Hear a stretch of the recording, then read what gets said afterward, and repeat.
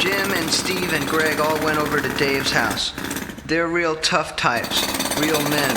It was just another boring, lazy asshole Sunday afternoon, and they was all hungover, but Steve started strutting around the living room like Clint Eastwood and said loudly, "Hell, I ain't had a drink all day, Dave. Got any whiskey left?" Jim and Greg said, "Yeah, whiskey all around." Dave said, "Let's do shots." Everybody agreed this was the thing to do. Jim suggested that they keep drinking shots until only one man was left. "I'll show you guys who's the real man here." "Oh yeah," the others all said in unison. "You're full of shit, Jim."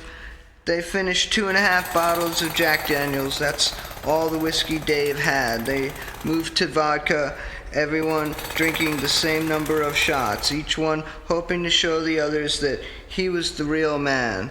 Then they ran out of vodka.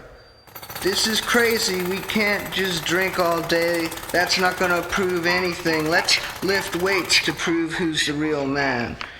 They went to Dave's basement, but Dave had forgotten that he had lent his weights to Steve's son, Don, who was training for the 1996 Olympics, a real chip off the old block, that Don.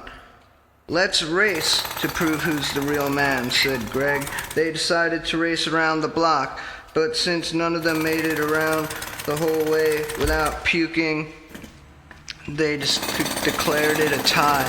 "Let's eat cheeseburgers and pizza to prove who's the real man." So they sent out for cheeseburgers and pizza, but everybody ate the same amount of food, and they all threw up again.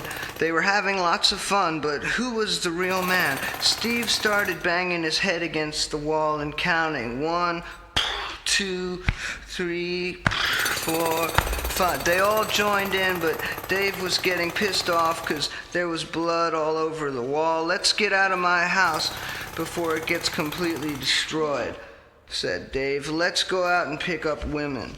"Okay," said Steve, "but first let's jack off to prove we can come fast like real men." "Yeah, and let's use sandpaper," said Greg. So they all did this as well. When they got to the bar, nobody would talk to them, let alone go home with them. Not a single woman they met was impressed by the fact that they were in the presence of a man who had just jerked off with sandpaper. "They must be lesbians," Steve speculated. So the 4 of them went downtown to beat up people. They soon changed their mind about this. They realized they had to go to work the next day. The next morning, they all got together at Jim's house and watched the football game. They decided to declare the contest a draw.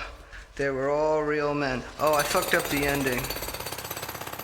Can I take it from like Steve's Yeah, all right. Well, this is how it went then.